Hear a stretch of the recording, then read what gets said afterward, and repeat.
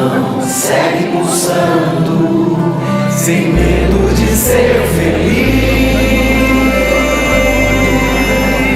Há uma voz que tentaram calar, mas essa estrela não vai se apagar. E o brilho ilumina a esperança. Com fé no futuro melhor eu vou, sem medo de ser feliz.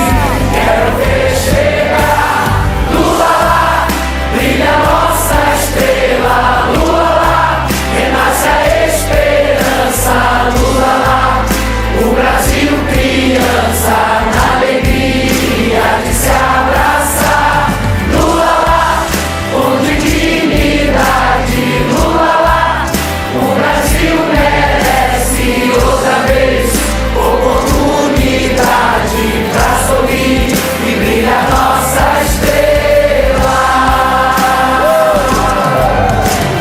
Lua lá, brilha nossa estrela, lua lá, renasce a esperança, lua lá, o Brasil criança, na alegria de se abraçar, lua lá, com dignidade, lua lá, o Brasil merece outra vez oportunidade pra sorrir e brilha nossa estrela.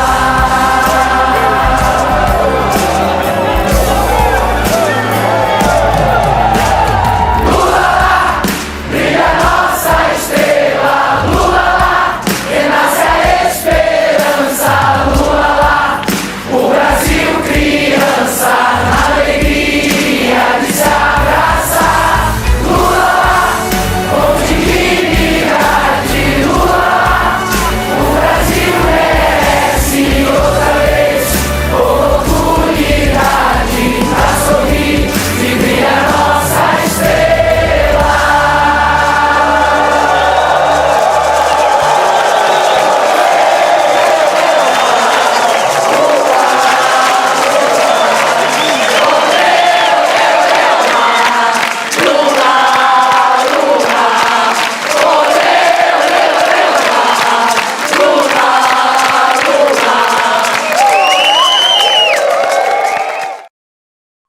Buenas noches para quienes están en otras latitudes. Les recibimos con mucho cariño, con mucho afecto a cada una y cada uno de los que está presente en este encuentro en que vamos a ser motivados por la canción que acabamos de escuchar, Sin miedo de ser felices. El Centro de Formación Memoria y Futuro, ya en su segundo encuentro respecto a la situación de Brasil, nos permite hoy día encontrarnos con dos queridas compañeras y compañeros, dos luchadores inalcanzables en sus disposiciones de trabajo, de compromiso. Me refiero en primer lugar a Marilia Guimarães, que voy a decir solo tres cosas. Reiterar una gran luchadora social, política y cultural, escritora y maestra, profesora. Y nuestro segundo invitado es el compañero Raúl Carrión, que también lo presento como un gran luchador, histórico luchador. Ha estado en Chile, en Argentina, en situaciones de represión bastante contundentes.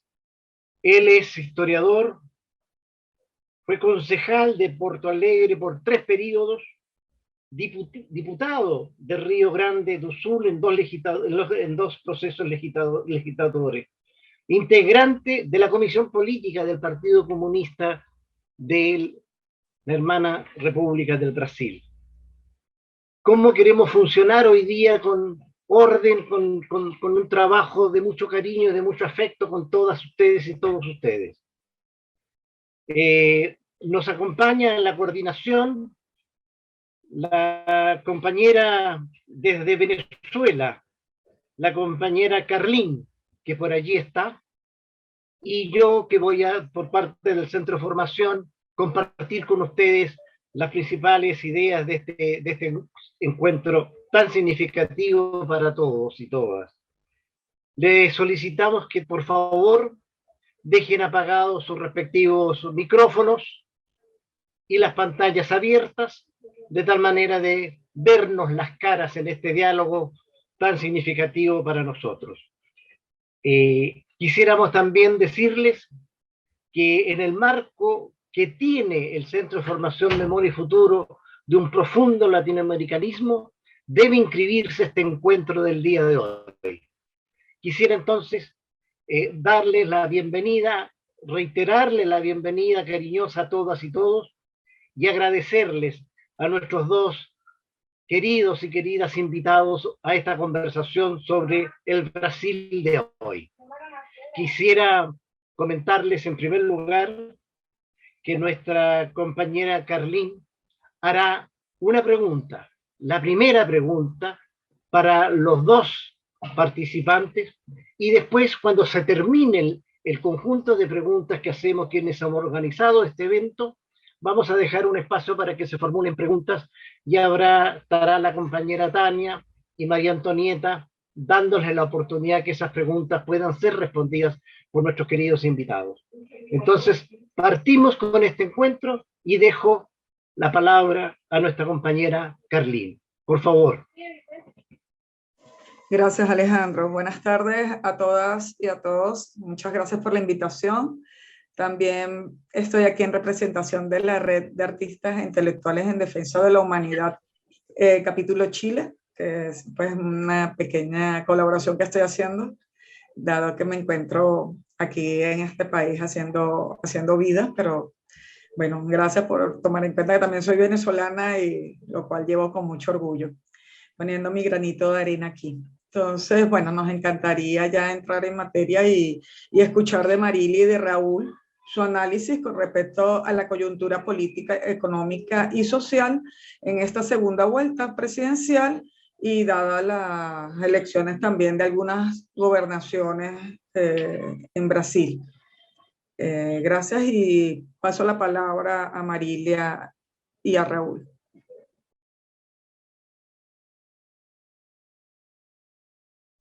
Buenas noches, muchas gracias de nuevo para esta oportunidad de que América Latina pueda saber lo que está pasando en Brasil, aunque es verdad que ustedes han estado con nosotros durante toda la campaña de una manera o de otra, haciendo artículos, compartiendo las redes sociales.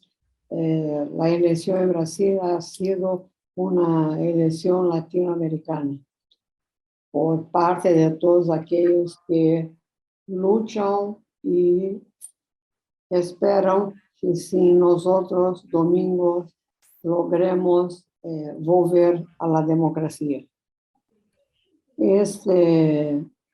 Brasil en este momento, desde el golpe contra la presidenta Dilma en 2014, fora Temer, que la gente se acostumbró a llamarlo, ¿no? El golpista Temer, de fora Temer. Desde ese momento para acá, Brasil ha vivido momentos muy difíciles. Primero, los enfrentamientos en las calles, muerte, asesinatos de periodistas. Después vino las elecciones, una elección que empezó muy mal, una campaña política que empezó muy mal, con ya un atentado falso, un falso atentado para conmover la población. Y por otro lado, dos palabras que tocaría hondo, muy hondo, el corazón de todos los brasileños que ya venían bien masacrados, que era la violencia y la corrupción.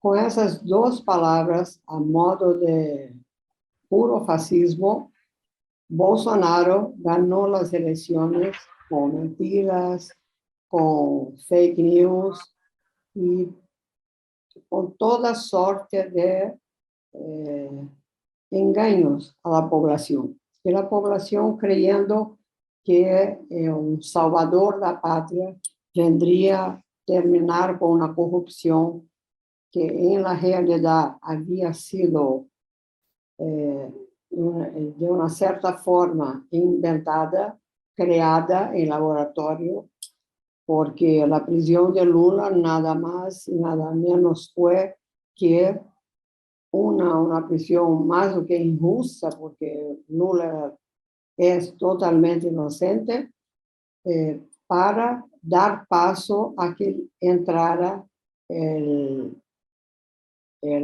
tipo este, que ya en ese momento ya ni sabemos más qué nombre dar a una persona tan asquerosa, tan odiosa, que ha sembrado solamente muerte, odio, hambre, total falta de amor, total falta de ganas de que su país de verdad caminara para adelante. Lo que él quería era vender Brasil de punta a cabo. Y los brasileños han vivido 4 años en pleno infierno, de verdad. Quien estuvo por aquí, por todo que ustedes podían leer por los periódicos y ver a través de las redes sociales, Brasil ha tenido una pandemia desastrosa, aunque en todo el mundo la pandemia era muy grave, pero Brasil ela no era solamente grave, ela era el presidente reía de la muerte, reía de la gente que lloraba, reía de los padres, reía de que se morían niños, hizo todo lo posible para que la vacuna no entrase en el país, no fuera la Fiocruz, que es uno de los institutos científicos de gran relevancia internacional, y el Butantan, y la lucha mismo de los cientistas brasileños, la vacuna hubiera entrado aquí con mucho más adelante. La corrupción en la vacuna, la mayor corrupción de la historia. Bueno, hasta que fue el año pasado, ya se avecinaba una elección. Brasil estaba en la área de la educación, en la área política y en el área económica totalmente destruido. Totalmente destruido. Los hospitales universitarios cayendo a los pedazos. Los hospitales públicos en igual situación. Las escuelas horribles. Los currículos escolares fue cambiado por tipo de cartillas, yo no sé cuadernos, no eran libros, con materias de la época de la dictadura, para que los niños de 7 a 6 años analizaran una redacción de un texto escrito por Geisel. Yo vi eso porque tengo un nieto y él me pidió ayuda en portugués, pero no estaba entendiendo nada, y cuando yo corro era una propaganda de Geisel, para que ele interpretara como redacción de portugués una propaganda de marketing. La educación, usted puede imaginar qué educación es esa. Bueno, la cultura se fue, no había dinero ninguno para la cultura, fuera que hablar de cultura. con Bolsonaro es totalmente imposible. Bolsonaro es armas y armas y armas. Su gran ejemplo era el gobierno americano, sigue siendo Trump, y por fin llegan las elecciones y nosotros de verdad nunca podíamos soñar a 4 años atrás o 2 años atrás mismo que Lula volvería y que volvería de la forma que ha regresado para ser de nuevo nuestro presidente, para de nuevo traer o Brasil a aquela frase tão linda, tão espetacular que é viver sem medo de ser feliz.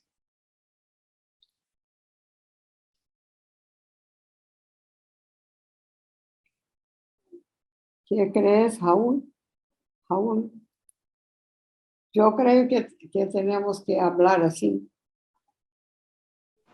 Sí, muy bien. Bien, Le en primer podemos pasar la lugar, palabra a Raúl. buenas noches a todos y todas. Buenas noches, Alejandro, a Karen, que hoy coordenan el trabajo, y a Marília Guimarães, que ya nos encontramos en otras ocasiones, una gran compañera. Bueno, Marília ya hizo un recuento del periodo a partir del golpe contra Dilma. No voy a tratar de esto y de las elecciones de 2018, y voy a tratar más de la primera vuelta y ahora de la segunda vuelta que ocurre. Bien, yo considero que algunos se quedaron un poco tristes porque no vencimos en la primera vuelta, pero yo entiendo que fue una importante victoria de Lula, del campo de izquierda y progresista en Brasil. Tuvimos 48,4%, un poquito más. Nos faltó apenas 1,6% para vencer en la primera vuelta. Por lo tanto, la intención de vencer en la primera vuelta era una intención correcta, porque sería muy importante habermos vencido en la primera vuelta. Por poco no lo hicimos, pero al mismo tiempo hay que considerar que la ultraderecha que Bolsonaro representa demostró fuerza. Hacer 43% de los votos no es poco. Bien, esta diferencia fue de 6,2 millones de votos en Brasil. Nos basta, por lo tanto, en tesis, 1,6 más. Las dos candidaturas que vinieron en tercer y cuarto lugar fueron la candidatura de Simone Tebet, que hizo 4,5 millones de votos, y de Ciro Gomes, que hizo 3,5 millones, si no me equivoco. Bien, Simone Tebet hizo un apoyo abierto, está haciendo campaña para Lula, y una de las encuestas nos dice que, que 70% de los votos de Simone Tebet van para Lula y apenas 20% van para Bolsonaro. Cuanto a los votos de Ciro Gomes, el PDT, que es su partido, es un partido de centro-izquierda, por lo menos. Fue un partido de izquierda. Y el partido también decidió el apoyo a Lula. Pero Ciro Gomes no dijo que seguiría el partido, pero nada hizo en apoyo real a Lula. En este caso, cerca de 50% de los votos, 51% de los votos van para Lula y 41% van para Bolsonaro. Este cuadro crea una situación favorable a una victoria en la segunda vuelta. Bastaría que todos que habían votado en otros candidatos que anulasen su voto o votasen en blanco y Lula vencería tranquilamente. Pero además de esto tenemos estos votos mais favoráveis a Lula do que a Bolsonaro. Pero, evidentemente, continua sendo uma eleição muito pareja. 4 o 5% de los votos é muito pouco. Basta modificar 2,5%, 3% de los votos y se reverte la elección.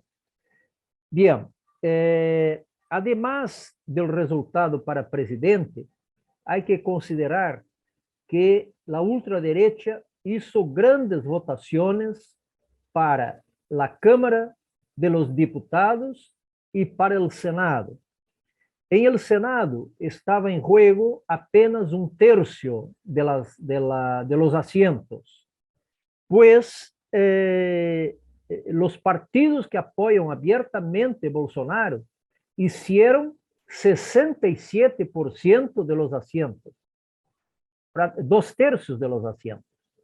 No cambiaron totalmente la correlación del Senado, porque los otros 2/3 vienen de otras elecciones. Y en la Cámara de Diputados, que es el Parlamento de los Diputados, los partidos que apoyan Bolsonaro hicieron, les faltó 16 diputados para tener mayoría absoluta. Hicieron 200 y tantos diputados. Y no estoy considerando partidos de derecha, que hicieron también bastante votos. Esto significa que una eventual victoria de Bolsonaro, con el poder del Ejecutivo, tendría la mayoría en la Cámara de Diputados. En el Senado no tanto. Entonces el riesgo es realmente muy grande. Bueno, las encuestas, no sé si hablé, creo que no, las encuestas, todas ellas presentan Lula en primer lugar. El promedio de la ventaja de Lula sería de 5 a 6%, más o menos lo mismo de la primera vuelta, ¿no? Aunque hay un instituto que me parece que no hizo correctamente, que presenta prácticamente un empate técnico entre Lula y el Instituto Paraná, una diferencia de 2 y poco por ciento. Pero todos los demás van de 5 a 8%. Un otro elemento a considerar es que en los últimos días, o digamos así, la última semana, 10 días, Bolsonaro ha cometido, su campaña ha cometido serios errores que dificultam que ele avance.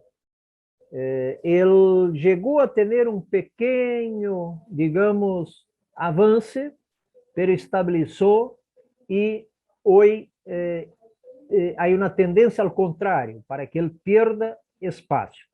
Quais foram esses equívocos? Uno, ele trabalhou muito a questão de que as urnas eletrônicas não eram confiáveis, eram passíveis de, digamos, um resultado inexato. E isso com que o exército que ele puso hiciessem digamos, acompanhamento próprio, uma fiscalização e uma contabilização própria em el primer turno. ¿Qué pasó? Se encerró el primer turno y el relatorio de los militares no salió. Ahí, tanto el Tribunal Superior Electoral como el Tribunal de Cuentas, porque se gastó plata en esto, cobraron el relatorio. La información es que el relatorio existe, pero el relatorio no consiguió apuntar absolutamente nada. Entonces se creó una situación donde la buena parte de la prensa que hoy apoya a Lula, incluso Globo, ¿no? La élite brasileña, una buena parte, no quiere Bolsonaro, entiende que hay un riesgo muy grande y, de cierta forma, manifesta favorablemente a Lula y desfavorablemente a Bolsonaro. Com isto, esta parte da prensa mais activa cobrou muito de Bolsonaro, cobrou do exército, o tribunal cobrou, o tribunal de contas cobrou e nada. Então, se fragilizou a crítica de Bolsonaro à questão das urnas.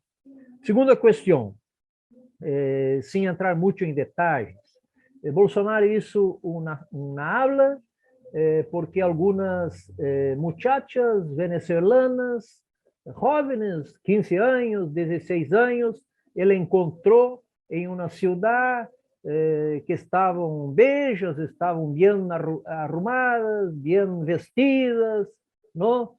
Y él dijo, pintó un clima, se creó un clima, y yo bajé de la motocicleta y fui donde ellas estaban. Y ellas estaban, solo puede ser como prostitución. Y se comprobó que no había nada de esto. Entonces esto lo puso como un pedófilo y lo puso como un desrespetuoso con las muchachas, ¿no? Si son muchachas ricas, son debutantes, digamos. Si son muchachas pobres, son prostitutas, ¿no? Esta es su visión. Esto lo desgastó mucho con las mujeres en el Brasil. Una otra fue la denuncia de que su ministro de Economía tiene un plan para en el próximo año desindexar los reajustes salariales de pensiones, de jubilaciones, así por adelante. Porque hoy, por lo menos la inflación debe ser repuesta, ¿no? Y vino a luz del día esta cuestión, que es muy importante para los trabajadores. Una otra cuestión fue ahora este sábado, creo, o domingo, un gran aliado de él que atacó el tribunal y está con arresto domiciliar y rompió, digamos, todas las normas del arresto domiciliar y sus ataques, y el tribunal determinó su prisión. Y cuando fueron prenderlo, tiró con rifle contra la policía, tiró granadas, firió 2 policiales y se creó una situación así muy seria, porque incluso Bolsonaro había enviado su ministro de Justicia para intermediar, o sea, para auxiliar este tipo, ¿no? Para ver si impedía su prisión. Y se creó una situación muy complicada.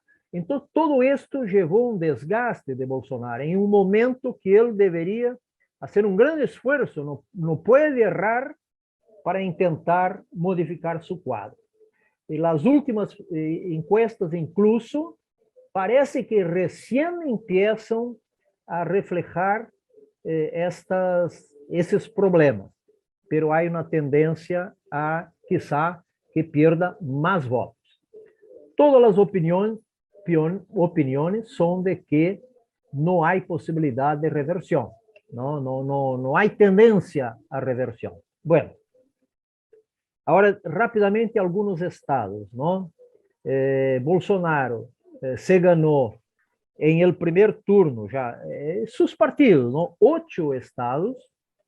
El campo de Lula, sí, se puede decir que ganó un 5, ¿no? Pero Bolsonaro se ganó Rio de Janeiro, que es un gran estado, se ganó Minas Gerais, se ganó Paraná y era favorito en São Paulo. Está incluso à frente em São Paulo su candidato. Hay una reversión, hay un crecimiento muy rápido del candidato apoyado por Lula, que fue el candidato a presidente en las elecciones de 18, el ex-ministro Haddad. Hoy hay prácticamente un empate técnico, pero es una elección muy disputada. Y perder São Paulo sería también muy malo para Lula vitorioso, ¿no? En Rio Grande do Sul, por lo menos, no va a ganar la izquierda, se quedó afuera por 2.000 votos, pero se ganará uma força, digamos, no bolsonarista, que com Lula presidente pode, digamos, jogar um papel melhor. Bahia se pode ganhar, a esquerda, enfim, há diversos estados que a esquerda vai ganhar, pero Bolsonaro também vai ganhar alguns mais. Então, o quadro em el Senado, o quadro em la Câmara de Deputados, o quadro em los governadores, é um quadro de importante avanço da direita. Vou a concluir, não? Isto nos planteia que a ampla frente que nós conseguimos construir não pode ser um frente solo para as eleições. Tendrá que ser um frente para as eleições e para governar. Lula vai enfrentar uma oposição, né, vencendo e assumindo, vai enfrentar uma oposição muito forte, muito poderosa. Claro que o poder executivo nacional também tem muita força. E mesmo em los partidos de direita, de ultradireita, há deputados, há senadores que se pode tratar e ganhar para lá. Por último mesmo, há risco de um golpe? Não se pode deixar de considerar esta possibilidade. Há sectores do bolsonarismo que já dizem que se Lula ganhar, vão sair de armas em la mano, em la calle. ¿No? E há um grande armamento do povo a partir do governo de Bolsonaro. Do povo, não, de los setores bolsonaristas. ¿No?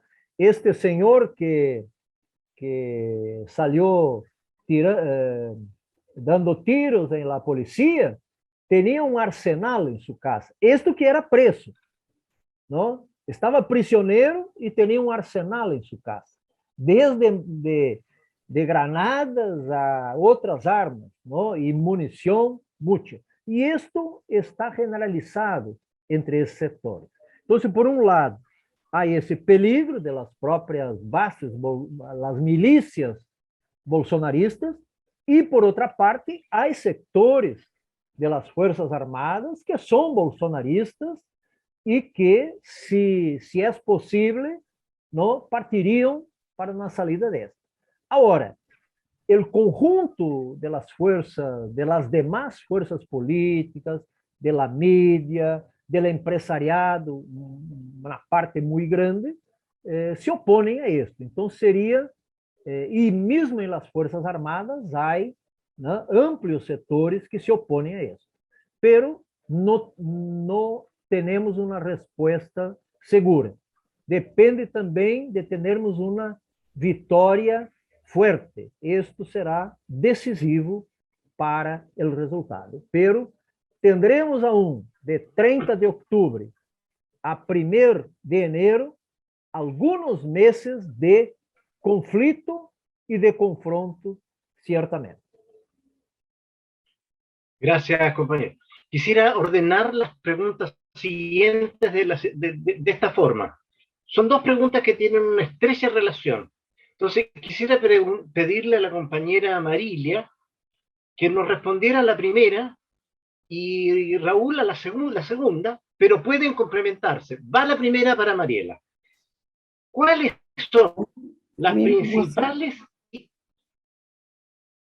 son las principales ideas de la propuesta política, económica, social y cultural del candidato Lula? Y la segunda pregunta, para que la puedan compartir, es: en el escenario de la elección congresal, tanto de la Cámara de Diputados como senadores alcanzadas en primera vuelta, ¿cómo se ve la posibilidad de implementar lo que propone el compañero Lula? Entonces, primero Marilia y después Raúl. ¿Le parece? Sí, me parece. Me gustaría dar una vuelta, un momento dentro de la habla de Raúl, que é o seguinte: na realidade, Bolsonaro hizo o orçamento secreto, que são milhões e milhões de dólares reais, e ele comprou todos esses votos. A maioria ele comprou quantidade enorme de deputados, de senadores, todo o que ele pudo comprar. Ele comprou estados inteiros. Há incluso estado que foi no que eu mais estudei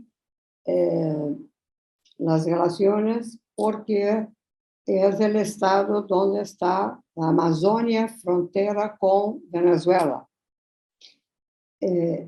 Aí, o governador, um senhor se chama Janário, que não recebeu milhões, recebeu tanto que não se tem a quantia exata de quanto recebeu Janário. Janário recebeu desde a Covid e ganhou as eleições comprando todo o mundo, desde Câmara de Deputados hasta a população, hasta os Yanomamis. Os Yanomamis receberam quantias altíssimas para votar em Bolsonaro, em Janário. 2 dias antes da semana antepassada, Janário foi à Embrapa, que é a maior empresa do agronegócio, que cuida do agronegócio em Brasil, para comprar todos os funcionários da Embrapa para garantizar o segundo turno. Não ha logrado porque já a conjuntura atual do segundo turno é outra. E todos esses deputados, esse centro que aí está, ganhando Lula, porque ha cambiado totalmente a relação de forças. Rio, Bolsonaro havia ganado em Rio. O alcalde, o governador de Rio, que é bolsonarista, se enfermou. Está enfermo e não está haciendo campanha. El alcalde de Rio está fantásticamente haciendo una campaña y nosotros tenemos una esperanza muy grande de que Lula ha virado, no sé, volcado en Rio. Lula ha hecho diversas encuentros aquí en Rio. Uno de ellos, por ejemplo, en una comunidad, no complexo do Alemão, y Amaré y Vila Cruzeiro, que es una comunidad gigantesca, donde hay también la parte del tráfico muy grande, y eso ahí está Lula, Lula, Lula, Lula. Segundo turno, eu estou falando nesse momento de segundo turno. Bahia está todos os dias fazendo manifestações em la calle, e o candidato a alcalde de Bahia está em primeiro lugar. Então, mientras alguns estados que ganhou Bolsonaro, todo el mundo já sabe que essa eleição foi comprada. E Lula, sempre que pode, diz que o primeiro dia, a primeira coisa que ele vai fazer é firmar, sacar do secreto de 100 anos o orçamento secreto. Bueno, entonces, nosotros hoy, yo hice una live el domingo con Dirceu, con el reitor de la UFRJ, con el hijo de João Goulart y la clase trabajadora, con la CUT y algunos juristas. Y la esperanza es bien grande porque porque en la realidad el año que viene tendrá elecciones de nuevo para alcalde.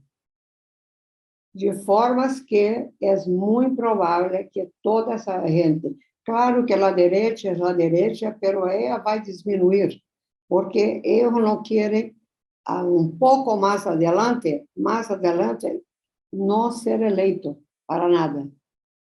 Y si ellos insisten en seguir la política de Bolsonaro, ellos van a perder las próximas elecciones. Entonces, en el panorama político, nosotros sabemos que la gente cambia de sí como si fuera un juego. Bueno, ahora voy a responder la pregunta de Alejandro. Lula, las primeras medidas que Lula va a tomar, sin duda, será resolver la cuestión del hambre. Porque sí es cierto que, por lo menos, no solamente en el nordeste, no tanto en el centro-oeste, pero en el sudeste el pueblo está muriéndose de hambre. No es mentira. Y la primera cosa que Lula va a resolver es colocar comida en la mesa de esas personas. Porque hay que salvar el pueblo brasileño del hambre, hay que salvar el pueblo brasileño de enfermedades que habían sido erradicadas, como la poliomielite, y es una enfermedad que mata, o toma la vacuna o se muere. Lula tiene que priorizar las vacunas. La tuberculose está matando muchísimo. Hay que investir en la salud, su prioridad. Las familias, la comida, el hambre, la educación, porque no podemos olvidar que Bolsonaro ha destruido, no solamente sacó dinero de la educación, como transformó el currículo educacional en otro currículo.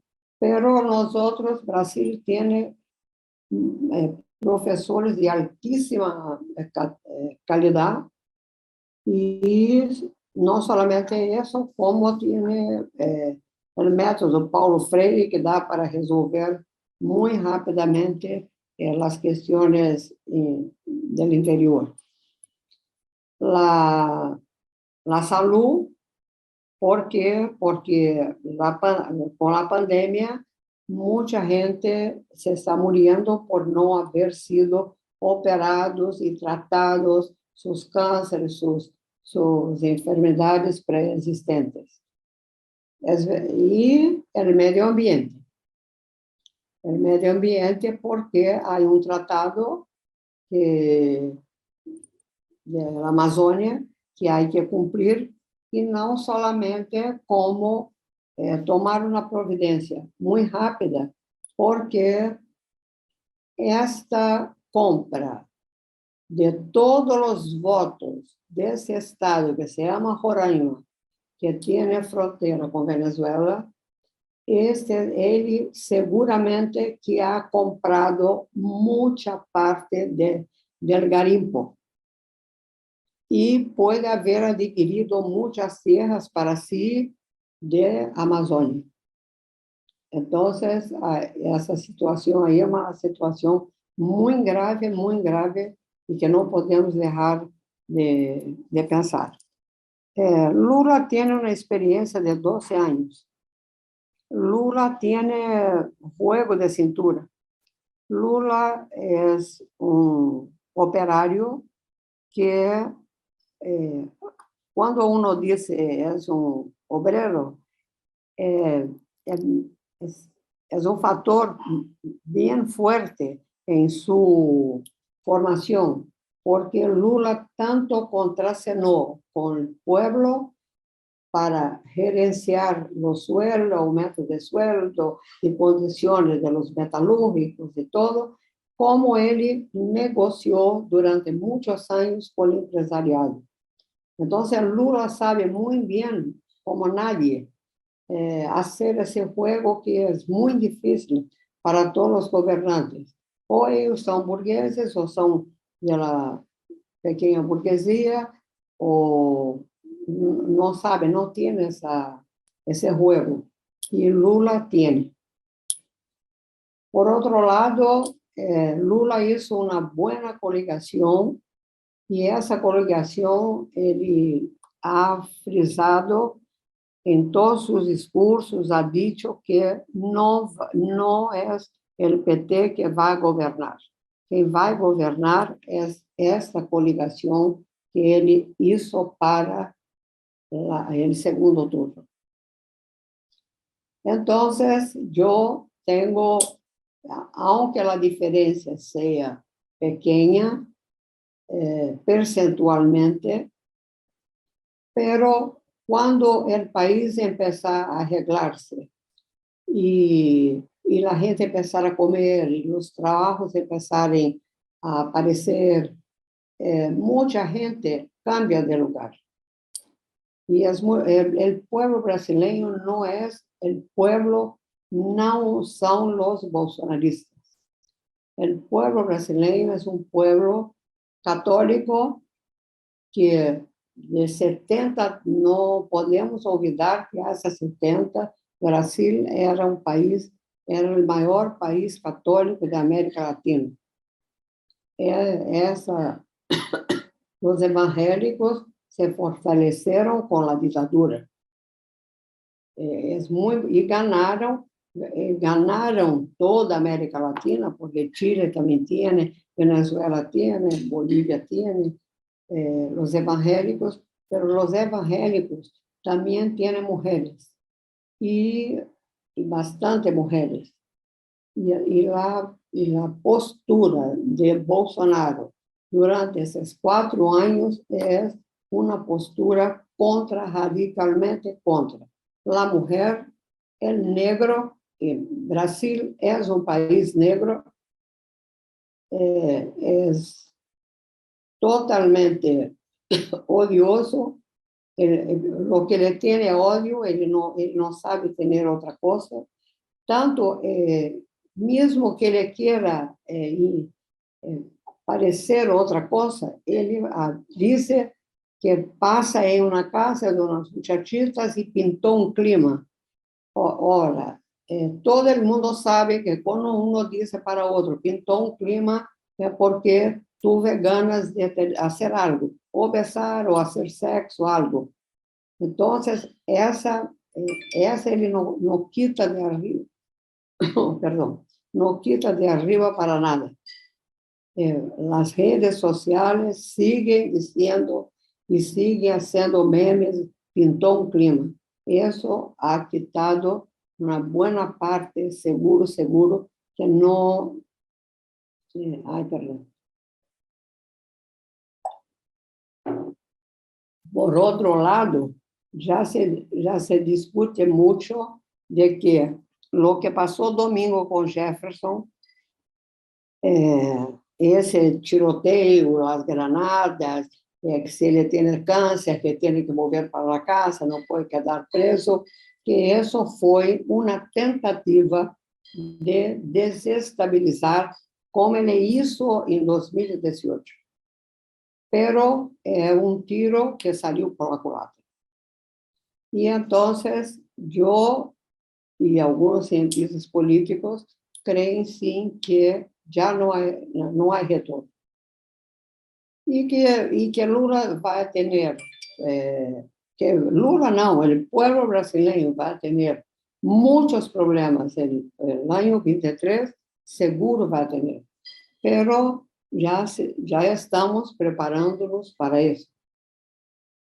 Y el día de las elecciones, ellos dicen que van a salir con tanques, van a salir atirando, pero quien habla mucho, cão que ladra mucho no muerde.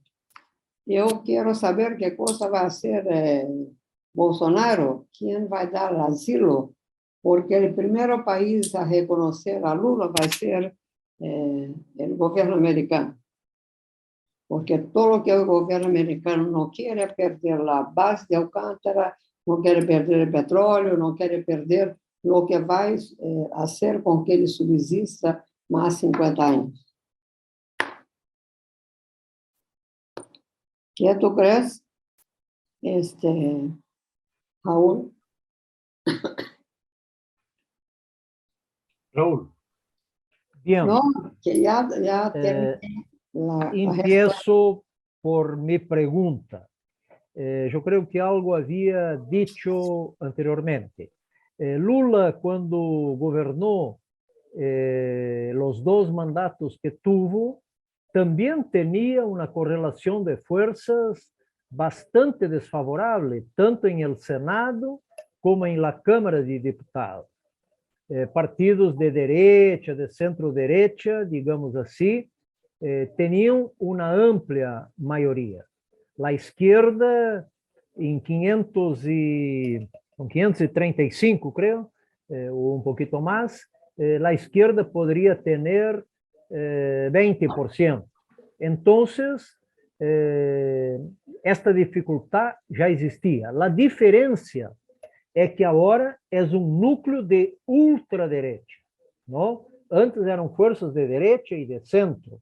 Agora nós temos núcleo muito forte de ultraderecha. Esta é a diferença. Pero o poder central tem muita força, porque em Brasil há uma grande concentração de recursos em el Ejecutivo Nacional. E com isto, e Lula hizo isso muito bem em seus governos, trabajaba con los gobernadores, trabajaba con los intendentes, ¿no? Y también creó formas de participación popular que de cierta manera también, digamos, encuadran los gobernantes en los estados, en las intendencias. Esta será una de las cosas que está evidentemente en el programa de Lula, que es la cuestión, y ya trato un poquito de la otra pregunta, ¿no? Que es la cuestión democrática. Lula, su gobierno, tiene como una marca extremadamente importante la garantía del Estado Democrático de Derecho, pero no solo garantizar el Estado Democrático de Derecho, pero también recrear, digamos así, formas de participación popular. Nosotros teníamos decenas de consejos nacionales, de consejos estaduales, de consejos municipales, que tratavam de saúde, de educação, de habitação, de mobilidade urbana e todo o demais. Bolsonaro terminou com todo. Então, vai haver uma reconstrução. Eu costumo dizer que é governo de transição. Não podemos esperar do governo Lula grandes avanços. Por quê? Porque havíamos retrocedido muito. Então, é governo que vai reconstruir a nação brasileira, reconstruir, digamos, o próprio entendimento entre o povo. Esta política de ódio, de intolerância, cindiu o país muito. O país está cindido ao meio, está dividido, digamos, duramente. Pero é possível, em esses 4 anos, reverter em grande parte isto. É uma tarefa do governo Lula, a questão democrática, a questão do racismo, a questão da discriminação às mulheres, a los gays, em suma, todas essas questões democráticas serão tratadas. Bueno, então eu diria assim, Lula, com a força del poder estatal nacional e com a amplitude do frente que foi construído, e eu hago acá uma referência que quando se começou a discutir o Frente Amplo em Brasil, alguns setores da esquerda não tiveram posições sectárias. Não, este acá votou contra Dilma, este acá criticou Lula, e temos que ser nós outros, a esquerda tem força solita, né? E agora nos agrupamos todos e estamos em uma pelea muito dura. Então, vai ser necessário manter essa amplitude.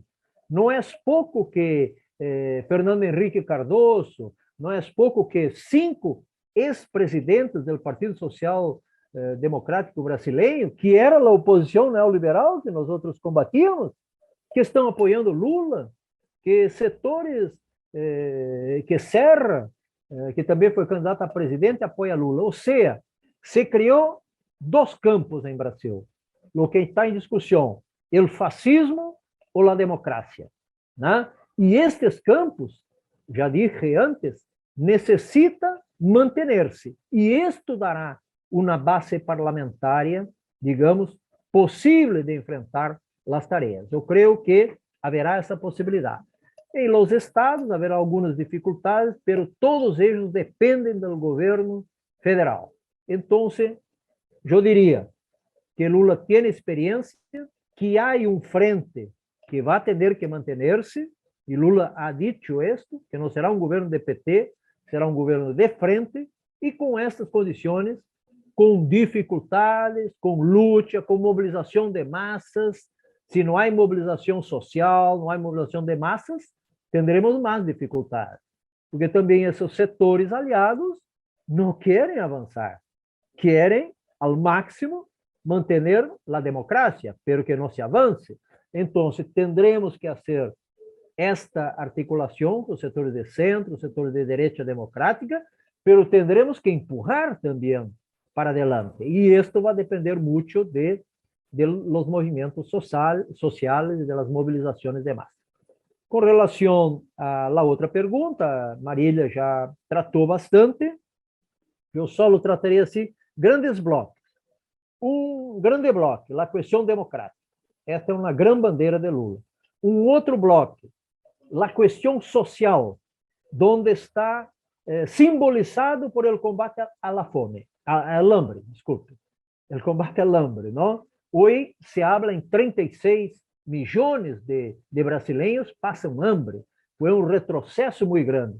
Mas não é só o combate ao hambre. O combate ao hambre, ao desemprego, o combate ao endeudamento das famílias, a falta de crédito para as pequenas e microempresas que absorvem muito emprego. Então, é toda uma política social.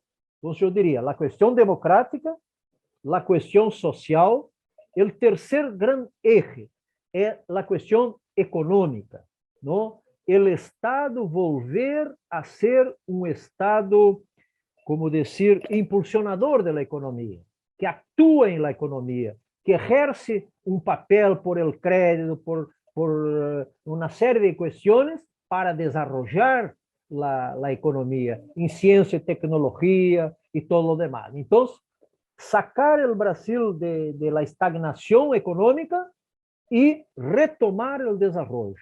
Não há como garantizar para o povo condições buenas de vida se a economia está estagnada ou está em retrocesso. Então, esse é o terceiro aspecto.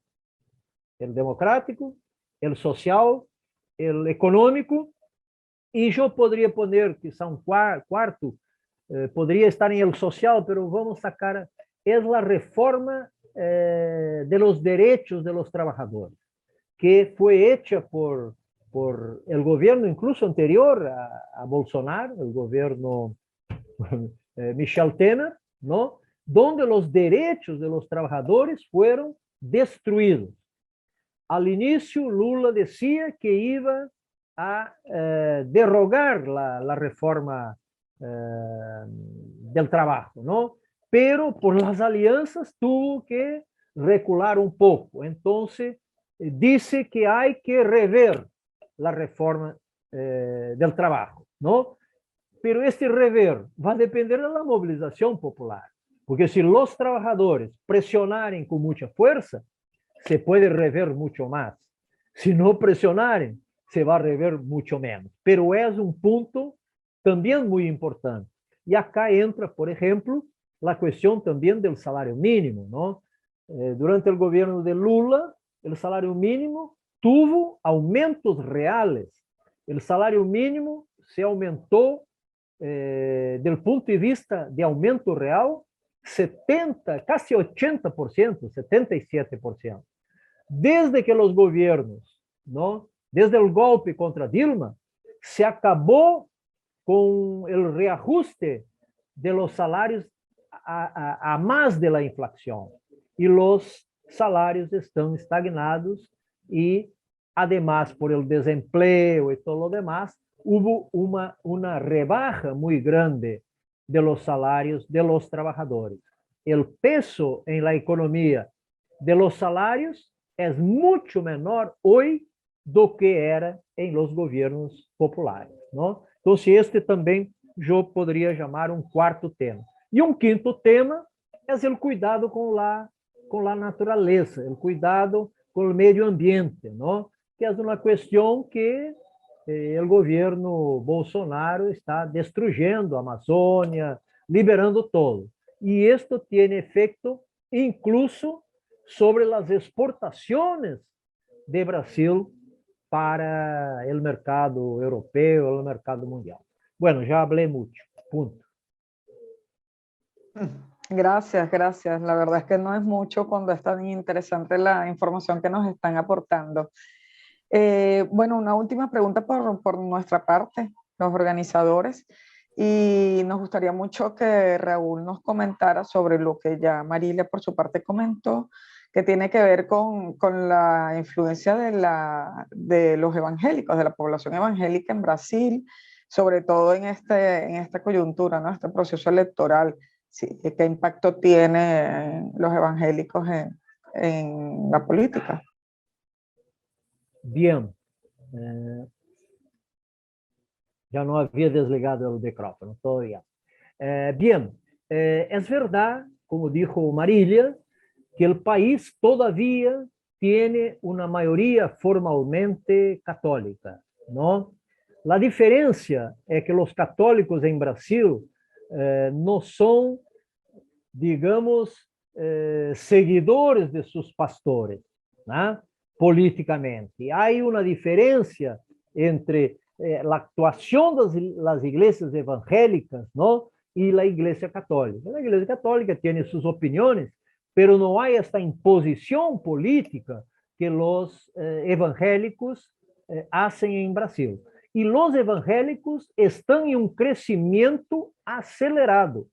Si tomamos 10 años, hay una curva ascendente, enquanto los católicos más descendentes do que ascendentes. En esta segunda vuelta, ¿no? Los evangélicos transformaron sus templos, sus iglesias, en comités electorales.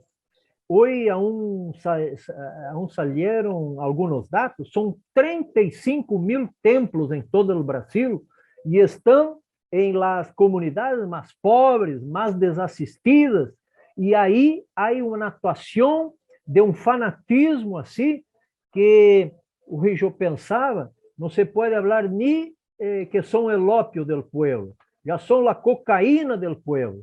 Es así una intoxicación que las personas no piensan, ¿no? Los pastores, ¿no? Dicen en quién votar y ellos lo siguen, no piensan y nada más. Entonces hay una masa, ¿no? Formidable y, digamos, fanatizada, ¿no? Calcula-se que los evangélicos ya sean en torno de 35% en Brasil, ¿no? Claro que una parte está con Lula, muy chica, em torno de quizá 1/3, pero 2/3 não só votam, fazem campanha, visitam de casa em casa e conquistam votos. Então, Bolsonaro, de certa forma, eu não tratei aqui por que um governo de desastre como Bolsonaro, seja na pandemia, seja na economia, no desemprego, como conseguiu chegar a 43? Há uma série de fatores, Marilia falou del orçamento, del presupuesto secreto, hubo un paquete de bondades con más de 36.000 millones de reales, una serie de cosas, el partido evangélico, el partido militar, en suma, la pauta de las costumbres, las fake news, que ellos tienen una máquina, ¿no? Montada en todo el Brasil. Entonces, hay factores que explican, ¿no? Uno de ellos es, sin duda, esta máquina de la religión evangélica que crece en Brasil, ¿no? No sé si tenía más alguna cosa. Creo que era esto, ¿no? Acho que tiene un gran impacto, pero no será capaz de garantizar la victoria a él, ¿no? Estoy convencido que venceremos, ¿no? Una victoria apertada, 5, 6%. Quizá aumente por causa dessas coisas de último momento que Bolsonaro está cometendo, sua campanha cometendo alguns errores sérios, ¿no? Gracias, Raúl. Jaime, te dejo la palabra.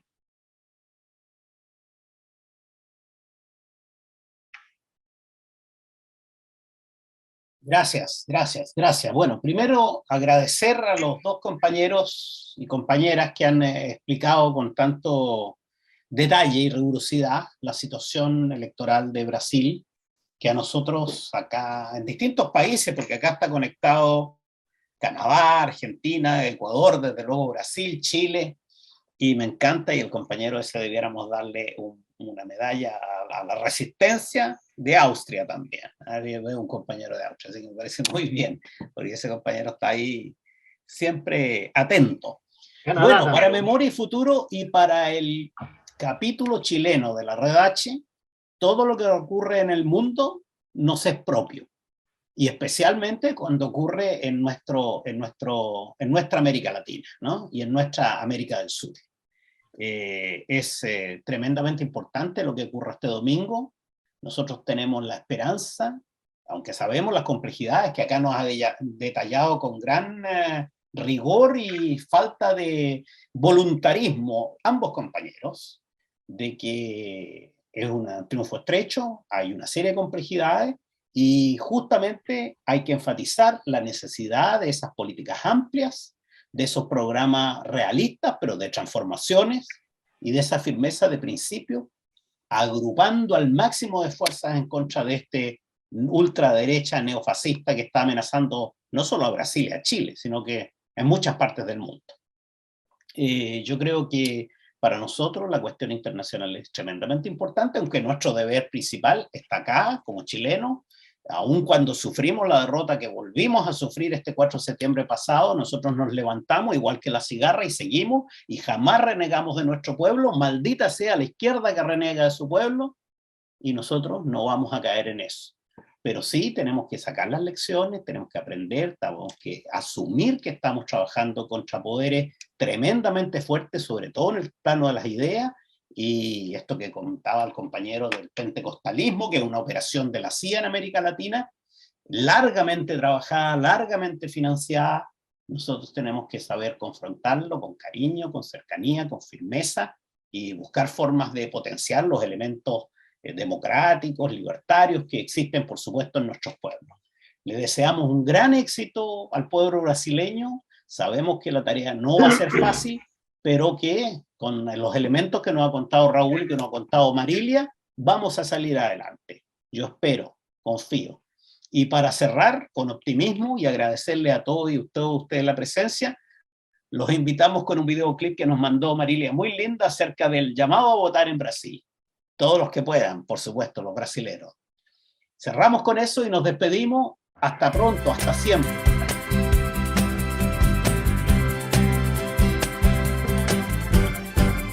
Vou pedir pra você votar.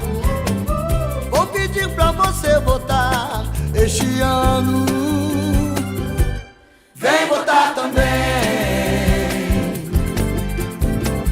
Vou pedir pra você lutar. Vou pedir pra você lutar este ano. Vem votar com amor. A família inteira, juntos lá votando, todos no domingo, estamos te esperando. Povo brasileiro, o voto é secreto. Vamos lá votar, votar, votar, votar, votar. Sei que tá difícil, povo sem dinheiro, tudo muito caro. Não se desespere, todo mundo ajuda, junto a gente muda. Vamos lá votar. Passe livre no busão, tá tudo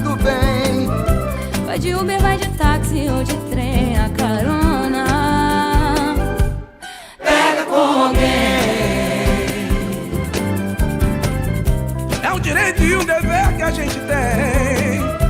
Leva a sogra e o cunhado lá também, esse ano, pra votar com amor. A família inteira, juntos lá votando, todos no domingo, estamos te esperando. Povo brasileiro, o voto é secreto, vamos lá votar, votar, votar, votar, votar. Deixa geral votar, Lula lá.